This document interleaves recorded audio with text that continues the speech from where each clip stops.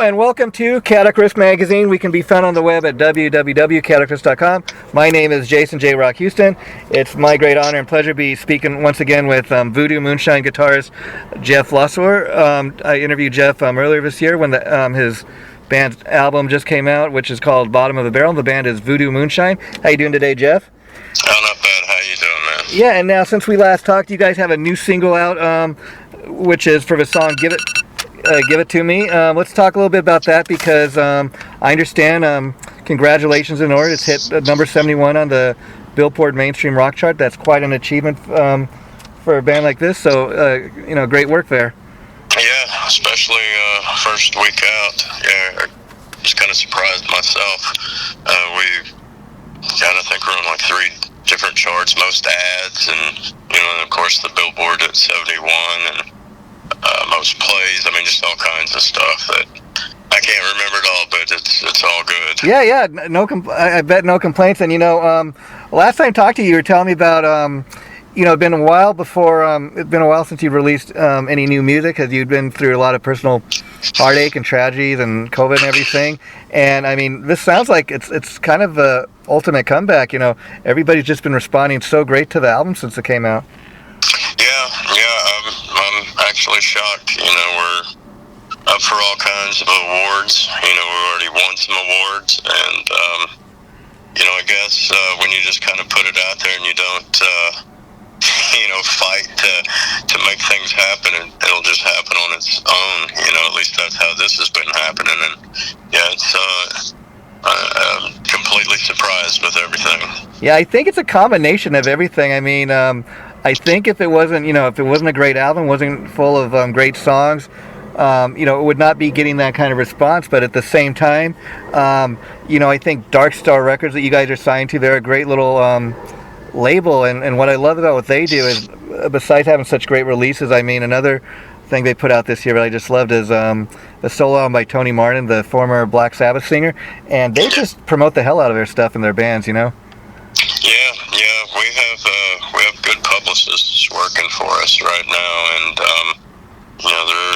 they're steadily busy, which is what you need to make any headway these days. Yeah, and that's another thing I was getting ready to mention, because since the last interview you did with me earlier in the year, you have changed your publicist, and I want to give a huge shout out myself and thank all our friends at Chip and all the people at Chipster PR, because over the years they set me up with a lot of great bands to interviews. And just for people who don't know, Chipster PR, I mean, you have to have the same publicist as Judas Priest, just to name drop a few, and I think that speaks volumes about Voodoo Moonshine, that you guys are in that kind of caliber, of people working behind the scenes with you.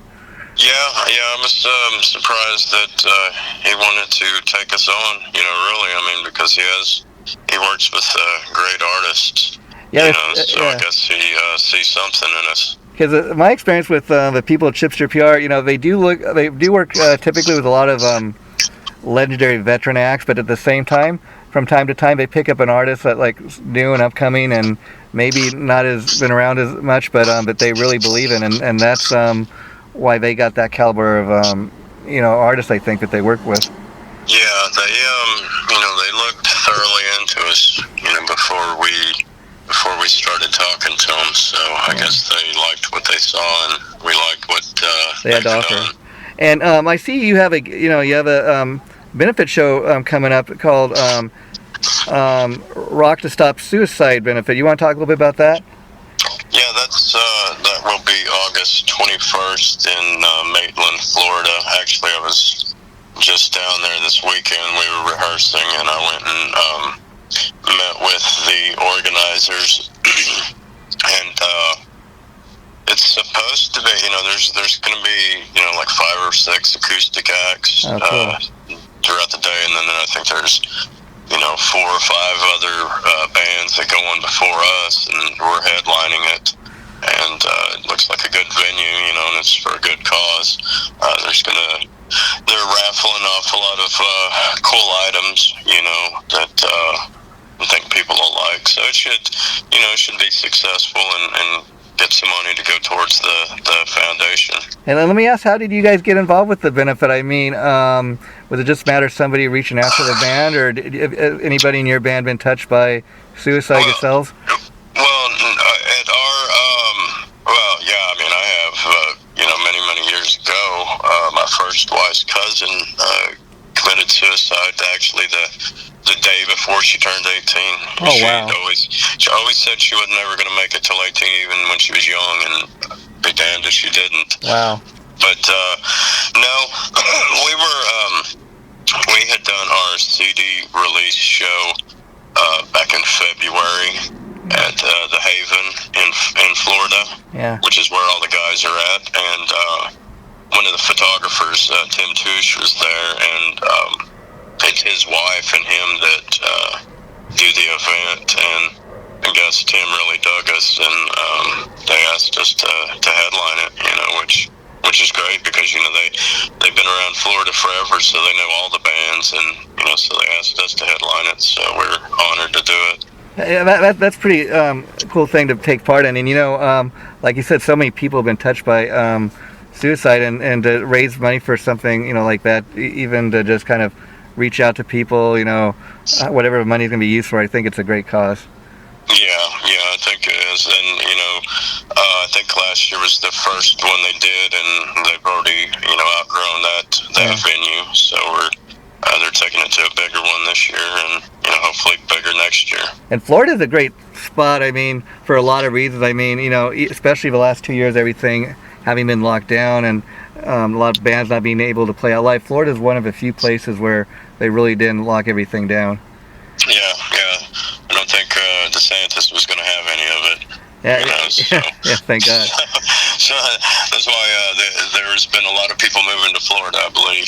Yeah, I mean, even myself being from California, I laugh when I see our California governor making those commercials and claiming that we got so much freedom here. I seen that.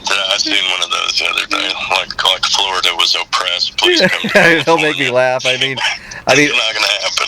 I mean, just it was sad here for a while, because for not knowing what to do, but I mean, you couldn't even go to a movie theater, or I mean, it got so bad here, like even the famous Sunset Strip, there was talk that the governor here didn't want to have any more live concerts, and there was talk, believe it or not, that legendary clubs like the Whiskey and the Roxy were in danger of closing down, because after 2 years having no live events, you can imagine places like that were starting to lose some serious revenue. Well, small businesses, even legendary ones that have been around forever, they're still small businesses. A lot of them just didn't make it. A lot of musicians didn't make it. The whole shutdown just screwed everybody. Yeah, and thank God, like a band like Voodoo Moonshine, I mean, you guys maybe made your comeback at the right time, because I mean, I think like anything, the cream of the crop kind of rises, if you know what I mean, and I think that what helped us, or didn't hurt us, was the fact we weren't a working band as far as playing every weekend. We were just trying to get business in order, and make sure the album was done, make sure the videos were getting done right, and everything was released properly. So it didn't, there wasn't any desperation or anything that truly stopped us, So since you released this latest album, Bottom of the Barrel, have you found, Jeff, that that people come to shows, like do you have a kind of a combination of diehard fans have been with you since the beginning, or is it more like new fans that are just discovering the band? No, man, it's all new fans. I mean, our first CD was so long ago. None of the guys are the same, so everything's new. Anything I did or we did back then just is so irrelevant now. It's a part of the history, but we're a new band, and as far as it goes, it's pretty much just a 3 or 4 year old band. Yeah. Wow. And as far as those kind of older material kind of not being as relevant, do you guys play any of old songs in the set, or do you pretty much just okay? We actually play 3 of them. Actually, the show opener is one of them. Oh, cool. you know, and then we play Locked and Loaded, which we ended up, you know, putting on this album, which was from the first album. We redid it and did a video for it. So we, you know, we got old, we got this album, and then we actually, this weekend, we're trying to stay ahead of a curve, and we're actually going to go in the studio again in September. And so we worked on 3 new songs this weekend, and they'll be in the set, you know, when we play August 21st also. Yeah, I was going to ask you about that because I seen something up on your Facebook page that says the plan is that you plan to have a new album out in February of next year. Is that correct? No, I wouldn't give a date. No, I mean, it took me 10 years to get this album done. Yeah, I was going to say, no, we're going to, but, you know, we're going to use Sean Shannon again, who engineered everything on the bottom of the Barrel and helped me produce it. We're going to use him again. So instead of going in and just being under the gun and do 10, 11 songs immediately, or, you know, over a long period, we're going to do 3 or 4 at a time. And that's cool. You know, not rush and just, you know, make sure everything's perfect by the time we're at that 10th, 11th song. Yeah, it's not so much about rushing it out. It's about the quality, you know.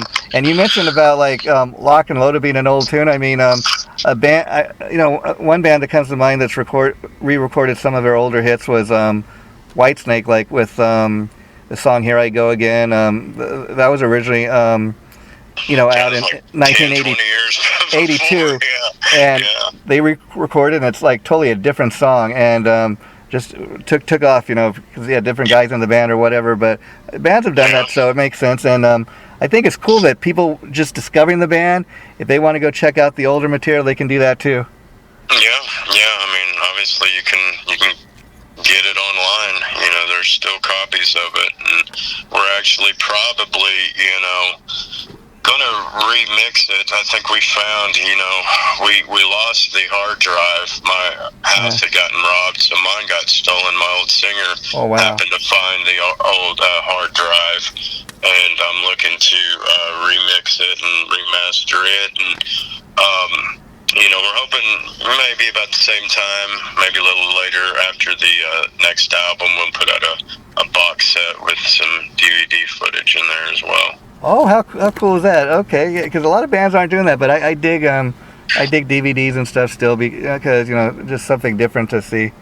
Yeah. I mean, a lot of people, you know, and they want to see stuff that we don't think they want to see. They want to see what normal crap that goes on in our lives and things like that, you know, behind the scenes stuff. And you know, so we've been accumulating that since, you know, when we were doing the few festivals last year, and then of course just the regular rehearsals, and just, I mean, I always liked that stuff. You know, it wasn't just about watching the show, it was about what built up and led up to the songs and the show itself.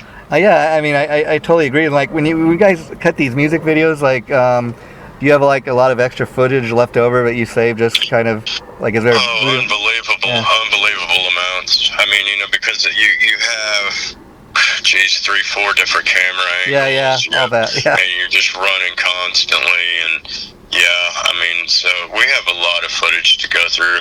I mean, just to do this last video, I think I was editing it with the production company. It took like 9 hours. Oh yeah. You know, and still had massive amount of footage. And people don't. A lot of people aren't aware of what all goes into making some, you know, a 3 or 4 minute music video. I mean, I've been on shoots that, you know, like it's an 8-hour event and takes all day, like you said, just shooting different angles. I mean, even imagine as a, you know, band, you'd probably get tired, you know, after an 8-hour shoot, hearing the same song over and over. But when you see most definitely replay, play again, do it again, you know, and not only that, you know, because I live in Georgia and all that, my guys live in Florida, you know, when we come together, I try to schedule so much stuff to get done at one time.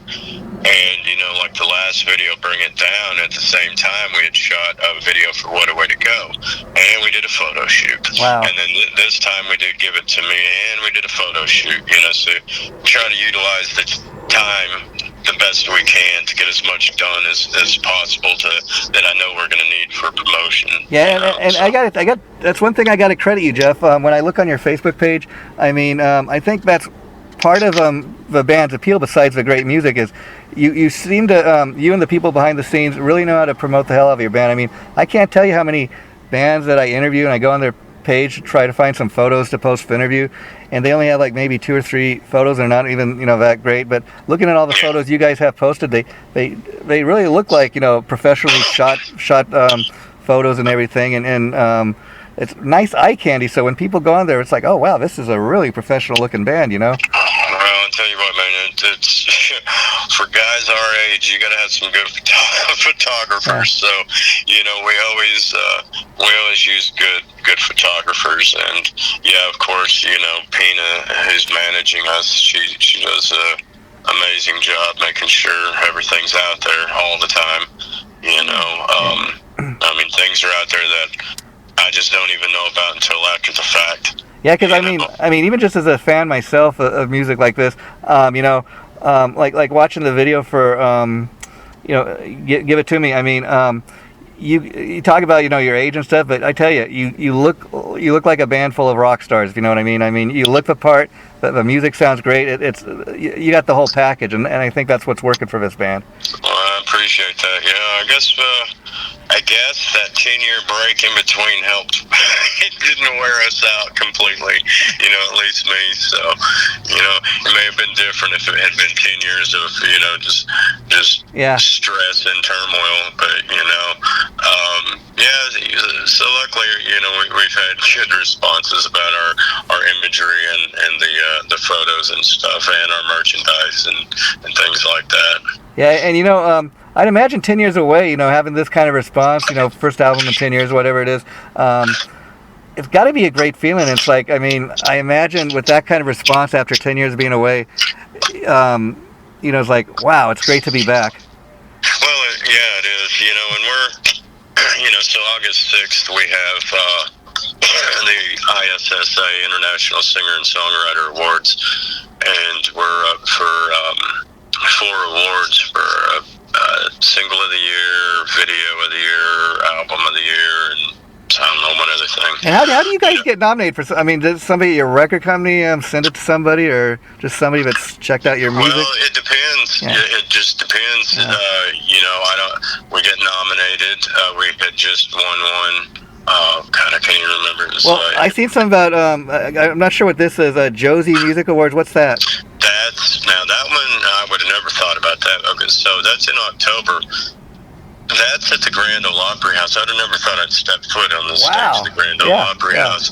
But that's for Video of the Year and Single of the Year. And not only that, then that's October 23rd, but October 22nd they asked us to perform to represent the rock category. So we'll actually be playing there. So that's just a different award. And what an accomplishment there, because again, for most people listening to this might not know, when you hear the Grand Ole Opry, that's typically you think of country acts performing there, and so for you to be representing the rock category, that's pretty cool. That is pretty amazing, especially because I came from I got moved here to Georgia from the Nashville area, like 6 years ago. Yeah. When I was just not doing anything musically. I wanted to, but I was busy, living life. Yeah. So it's kind of cool to go back there where nobody, would give me the time of day, think about me or anything, even know me.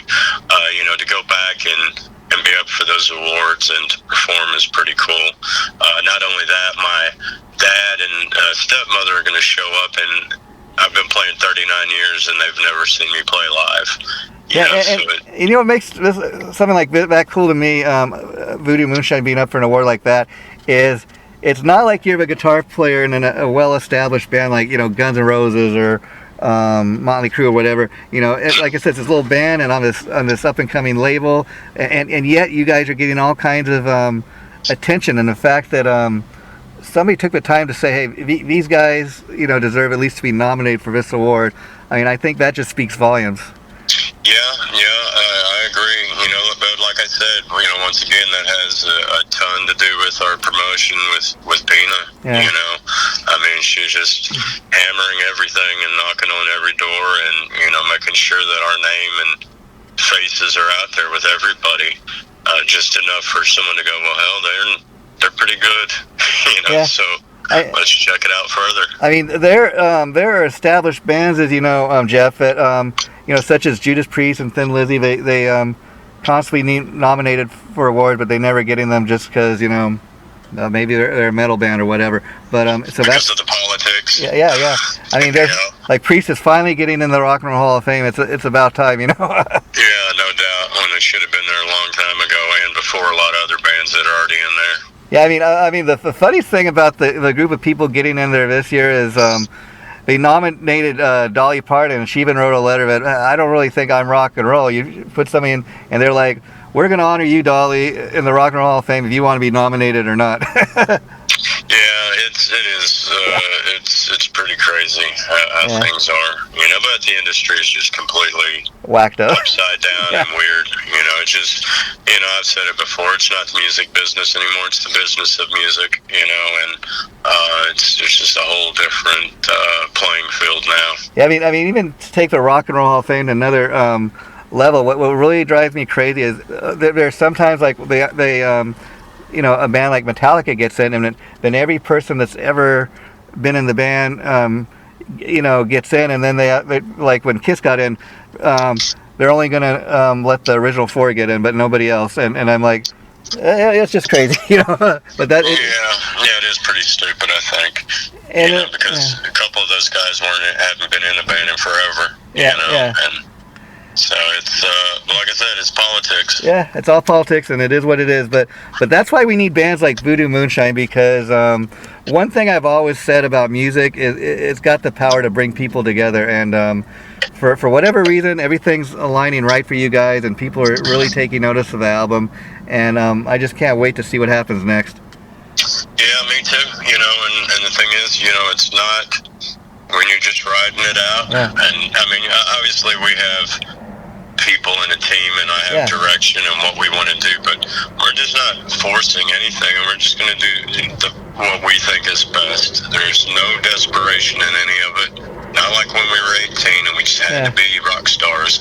Yeah. And the greatest thing I think about this, Jeff, is it's so organic. I mean, it's just people naturally responding to the album being put out there, and see, that's the thing with the internet. Most of the time, every Friday some new music comes out, and then probably by the next Friday it's been forgotten about. But people are still digging what you guys are doing. And even, let's say you put out another album and it doesn't reach the level of success this one has had, you could at least say that we had our moment in the sun, and we did what we did, and we're still here. At this point, the main goal for us is to write the songs we want, do them the way we want, put them out, and if people like them, cool. If they don't, we're still happy with what we did. There's no financial, we gotta sell 50 million copies. Yeah. There's none of that. There's a lot to say about being older. There really is with the way you handle things, because there's so many sad stories of rock stars who are broke or OD'd in rooms and penniless, and it's just that's not going to happen to us, because we're not we love what we're doing, but and that's all that matters, is we're going to write for us, and luckily everyone likes it, As you say that, I mean, instantly came to my mind is and it's just kind of picturing the way Janie Lane, the original singer from Warrant, died, all alone in a hotel room. Well, that's exactly, that's the one that I always think of, because, before I had my management deal to go out to LA in '89, I had seen him in Oklahoma. I'm from Oklahoma. Wow. And I'd seen Warrant on their first club tour for Dirty Rotten, and I have never, to this day, still seen a band that was so great in a club. I mean, Janie Lane was unbelievable, and to end up that way, it's just very sad. Yeah, I mean, he should have been bigger, better, and recognized, and unfortunately, that's what he's remembered for. Yeah, I mean, I've heard countless stories, people talking about what a huge talent he was, but the fact that he was so insecure, he had no idea just how loved he was, or I had no idea. And the reason the other guys in Warren are still able to go out and have a career, in spite of the fact that he's no longer with us, is they got a singer in Robert Mason that can kind of do what Janie did. And then, from what I understand, when Janie knew he wasn't be able to do Warren anymore, he kind of handpicked Robert Mason, which kind of makes it that much cooler. But that's why the Warren guys are still able to go out and tour, because those songs Janie wrote, those were a soundtrack to so many people's lives. People just love those songs. Yeah, I mean, even the cheesy, cherry pie, that he hated. Yeah. I mean, they're just, you immediately know it when you hear it, and of course I would love to have that one song that's remembered, for me that way, one day. The money, that'd be great. Yeah. That's hard to come by, especially the way the whole landscape of music is now. Everyone else is making money except the artist. So it's not about the money, it's just about the recognition, and I think that's why these awards are so cool. I'm not going to get no money. We're not going to get no money out of it, but it's just, we got a couple of awards already, and, that's just cool to look at. Yeah. I mean, it's like a major accomplishment. I mean, not every band's going to win it, but if you get that, if you're that fortunate to kind of get recognized for, and I think I can tell you from my own experience, Jeff, last time I talked to you and did an interview with you a couple months back, was I had never heard of Voodoo Moonshine up until the time your publicist had sent me a little press release on the band, and then I go online, I check out your guys' stuff. I was really impressed, and what I was impressed with, besides the great sounds, the music and stuff, like great songwriting. Right away I recognized, and I'm like, man, this band, they write great songs, and you can tell when, like you're saying, people write from the heart, or they're just kind of writing, try to get a hit. And what I dig about what you guys do is you can tell it's heartfelt. I mean, especially what you were telling me, all the tragedies and being away for 10 years and stuff. I mean, I imagine 10 years of being away, you got heartfelt stuff to write about. Well, yeah, I've done interviews where they ask, what inspires me to write and this and that, and I'm like, life. Yeah. I don't practice every day. Yeah. I don't write every day. I just wait for the world to piss me off, or make me happy, or have a shitty day, or you know what I'm saying? Yeah. And then it'll come whenever it comes. I mean, that's we tried. What a Way to Go was supposed to be the next video, and publicist had radio listen to it, and they're like, well, it's a 5-minute plus song. Can you chop it up? I'm like, no, I am not going to chop my shit up just to get it on the radio. Yeah. So you guys want a 3-minute, 30-second song? Here's give it to me. Really, every plan I've had, somewhat with our releases and things, they don't go exactly as planned, but they seem to go better once I come up with that backup plan.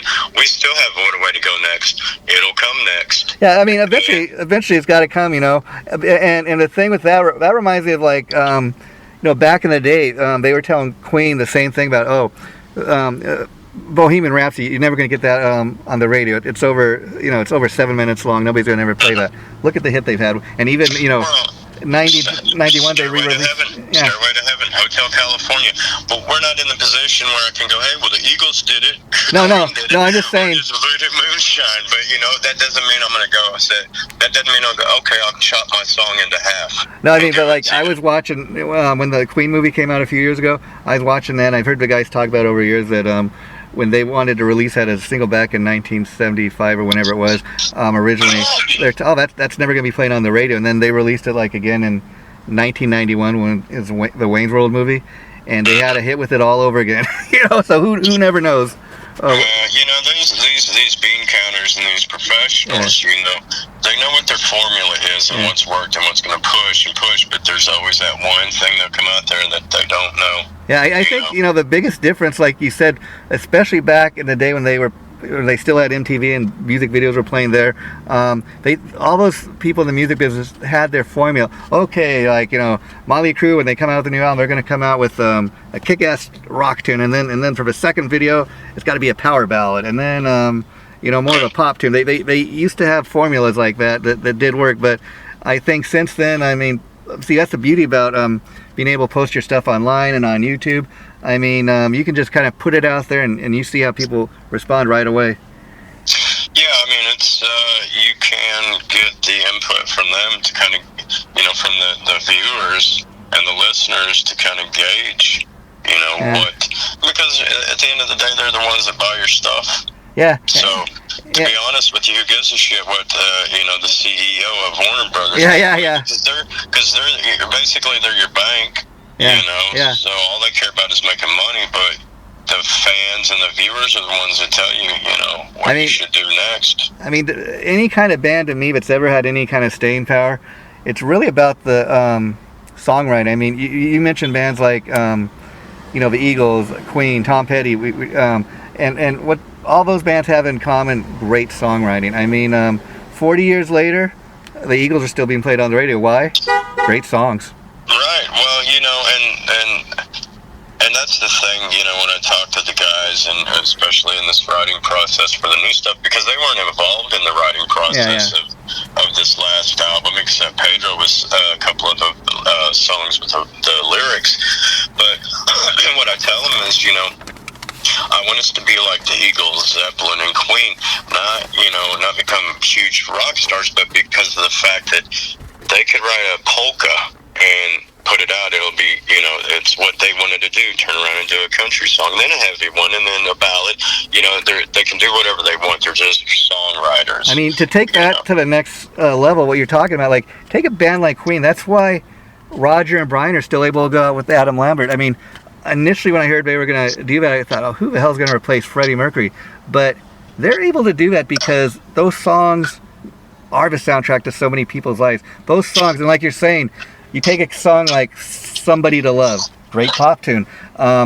Killer Queen, almost a vaudeville tune. And then, Stone Cold Crazy, that's probably as metal as Queen ever got, but you know what I mean? A little bit everything that Queen can do. Well, that's what, we're under the rock umbrella. Yeah. I mean, that's what it is, but, I want us to be able to go out of that if we want. I mean, we have our influences. I write the way I write. Yeah. But, Pedro likes jazz. Hector's he's into heavy rock. And what's interesting, I listen to stuff. I like 70s rock, so, who knows what'll come out of it. It's kind of like rock and roll soup. I mean, when I listen to you guys, I would describe it kind of as a combination of Southern rock meets Guns N' Roses. Well, there could be a lot worse comparisons. Yeah. So, I mean, because I'm from Oklahoma, and apparently the older I get, the more I realize I'm from Oklahoma. Yeah. When I was younger, I had to be in LA, New York, all the big cities. Now I'm older, I want to move further into the mountains. Yeah. So you still got that twang to your voice, and then that's cool. I had a cousin that a number of years ago, she moved to Oklahoma, and she lived in California all her life. When she came back, she never lost that twang. Yeah, I think it's just I'm getting older, and when I went home, I hadn't been home back to Oklahoma, and back in 2009, I hadn't been home in like 12 years. Oh wow! And when I got home, it was a totally different vibe. Everything was slow. Yeah. Everything was peaceful and quiet. And we just purchased 20 acres out here out in Georgia. Oh, wow. I got like 3 mountains and streams and all that, and all I want to hear is nature, So when we're not playing or doing anything like that, that's just what you like to do. So before we wrap it up for today, Jeff, because I've had fun talking to you again, I'd like to ask you, who are some of your guitar heroes growing up, the guys that influenced you? Man, that's what I was going to say, the noodling, the guitar stuff, I'm not a huge fan of, because that's the song that stands the test of time. You can only go so far. I think that's what you told me last time I interviewed you. You're more about the songwriting. Yeah, okay. That makes sense.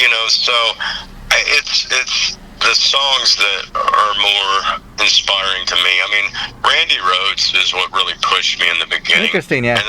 And then I was a sponge for it, Vivian Campbell, and even Akira Takasaki from Loudness. I mean, I learned all this stuff and could do it back then. And now either it's just I'm lazy and I just want to write, or it just doesn't interest me. But, like I said, the older I get, it's weird. I'm falling further back into the singer-songwriter 70s era, Well, that's a lot of the good stuff. I mean, that's what you grew up on. And I think that's a cool focus to have, because, I mean, not that it's all about making the money, but like you said, writing. I mean, that's if you want to make a living, that's the way to do it. And like I could see rather being remembered for your songs than maybe being able to play the fastest guitar solo. It makes sense to me. Well, there's so many guys out there that just blow me away. There's no way I could even compete. You know, but I'll give it a shot with the songs, and it seems to be working so far. So I think I'll stay on that track. And even a guy like Vivian Campbell, I mean, he can do a lot more than just play a fast solo. I mean, he can write great songs. Play rhythm on "Pour Some Sugar on Me." Yeah. The guy is phenomenal, and he's smart, and he's working with some guys that write good songs. He's got pretty good voice himself. I mean, on the first Def Leppard album he did, which I think was called Slang, he sings a song called "Work It Out." He does lead vocals. Pretty impressive. Really, I haven't even heard that. I didn't know he sang. Not too much, but every once in a while they let him do something, which is kind of cool. Yeah, that is cool. Yeah. Well, you take care, and I'm sure I'll be chatting to you again down the line. Let's keep in touch, okay? Yeah, buddy. Thanks for having me again. Thanks. Bye-bye.